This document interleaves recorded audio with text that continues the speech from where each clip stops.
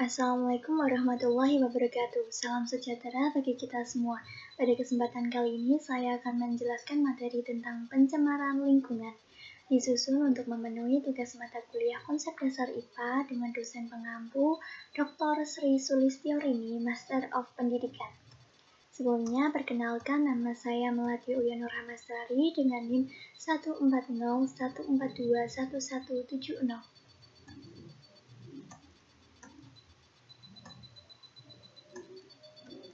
Pencemaran adalah perubahan yang tak dikehendaki dari lingkungan yang sebagian besar akibat dari kegiatan manusia.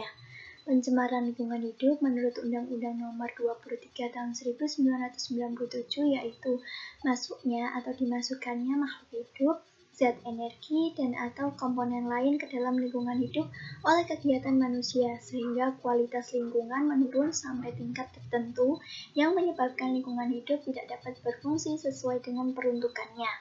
Sumber-sumber pencemaran yang pertama secara alami, contohnya seperti letusan gunung berapi, bencana banjir, tanah longsor, kebakaran hutan, dan lain-lain. Yang kedua secara buatan, contohnya adalah air buangan rumah tangga, sarana industri dan limbah pabrik, bermacam-macam galian, dan aktivitas pertanian.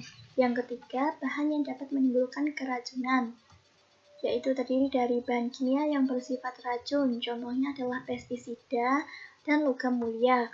Yang kedua berasal dari tumbuhan, contohnya adalah tumbuhan ganja, gadung, cendawan, jengkol. Yang ketiga berasal dari hewan, contohnya adalah hewan ular, kalajengking, lebah, dan lain-lain. Faktor yang mempengaruhi besarnya pencemaran, yang pertama toksisitas, 2 konsentrasi, 3 lama waktu bersentuhan atau terpapar, 4 volume. Macam-macam pencemaran, ada pencemaran air, pencemaran udara, dan pencemaran tanah. Pencemaran air. Air adalah material yang esensial bagi kehidupan manusia, akan tetapi air juga dapat tercemar karena adanya bahan-bahan asing seperti mikroorganisme patogen maupun zat-zat yang termasuk dalam golongan B3. Bahan berbahaya dan beracun yang mengakibatkan air itu tidak dapat digunakan sesuai peruntukannya secara normal. Indikator bahwa air telah tercemar antara lain adalah perubahan pada suhu, pH, warna, rasa, dan bau, timbulnya endapan, koloid, bahan terlarut, mikroorganisme, dan meningkatnya radioaktivitas air. Upaya pencegahan pencemaran air. Yang pertama, dengan melakukan pengolahan limbah dengan benar. 2. Menggunakan bahan-bahan yang ramah lingkungan. 3. Tidak membuang sampah di sungai atau sumber air. 4. Menggunakan deterjen yang ramah lingkungan. 5. Rutin melakukan upaya pembersihan sumber air. 6. Menanam pohon di setiap lahan yang tersedia. 7. Menjauhkan sumber polutan dari sumber air. 8. Tidak mendirikan kawasan industri yang dekat dengan sumber air. 9. Tidak menggunakan pupuk kimia berbahaya dan pestisida secara berlebihan. Selanjutnya adalah pencemaran udara. Udara di bumi ini sebagian besar tersusun dari nitrogen 78,08% dan oksigen 20,93%. Sisanya adalah bermacam-macam gas ataupun bahan yang dapat masuk ke lingkungan udara dan dapat menimbulkan pencemaran udara.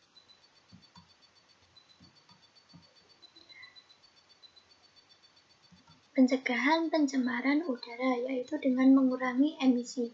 Apa itu emisi? Emisi adalah gas buang atau sisa hasil pembakaran. Bagaimana cara menguranginya? Yaitu dengan mengurangi penggunaan kendaraan pribadi. Yaitu kita bisa menggunakan kendaraan umum seperti bus, angkot, taksi, dan lain-lain. Yang kedua, memilih produk ramah lingkungan. Produk ramah lingkungan itu adalah produk yang sehat bagi kesehatan kita. 3. Tidak membakar sampah. Kita bisa menimbun sampah-sampahnya ke dalam tanah, sehingga tidak menimbulkan polusi dengan membakar sampah. 4. Dengan melakukan penanaman pohon. karena pohon adalah sebagai penghasil oksigen terbesar sekaligus dapat menyerap karbon dioksida. Maka untuk mengurangi polusi udara, kita bisa membuat hutan kota atau menanami pohon di sepanjang jalan. Yang kelima, mengurangi penggunaan bahan kimia. Pencemaran tanah. Dikutip dari Conservation Institute, definisi pencemaran tanah adalah kerusakan dan kontaminasi tanah melalui tindakan langsung dan tindakan tidak langsung manusia yang menyebabkan perubahan tanah baik bersifat sementara maupun permanen. Pencemaran tanah berarti degradasi atau kerusakan permukaan dan tanah bumi, berakibat pada berkurangnya kualitas atau produktivitas tanah sebagai tempat ideal untuk kegiatan konstruktif seperti pertanian, kehutanan, dan lain-lain. Penyebabnya berupa pencemaran air, pencemaran udara, pupuk, pestisida, sampah RT, deterjen, limbah industri, dan lain-lain. Perubahan-perubahan yang terjadi pada tanah. Yang pertama, penumpukan garam-garaman. Yang kedua, perubahan struktur tanah. Yang ketiga, perubahan kandungan unsur hara, pH, suhu, porositas, mikroba tanah, organisme, dan organisme dalam tanah. Pencegahan pencemaran tanah.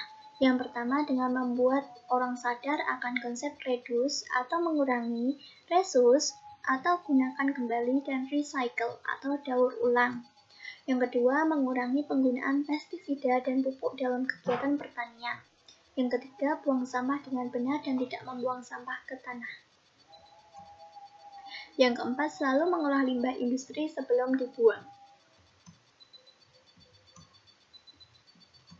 Selanjutnya, kesimpulan yang dapat kita ambil dari materi ini adalah polusi atau pencemaran lingkungan adalah masuknya atau dimasukkannya makhluk hidup, zat energi, dan atau komponen lain ke dalam lingkungan atau berubahnya tatanan lingkungan oleh kegiatan manusia atau oleh proses alam, sehingga kualitas lingkungan turun sampai ke tingkat tertentu yang menyebabkan lingkungan menjadi kurang atau tidak dapat berfungsi lagi sesuai dengan peruntukannya. Pada dasarnya, penyebab dari pencemaran air, pencemaran udara, dan pencemaran tanah sama, yaitu akibat dari ulah manusia.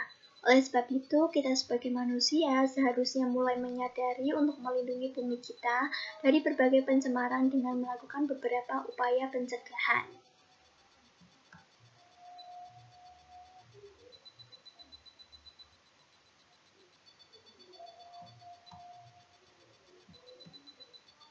Terima kasih, sekian yang dapat saya sampaikan. Apabila ada salah kata, mohon dimaafkan. Wassalamualaikum warahmatullahi wabarakatuh.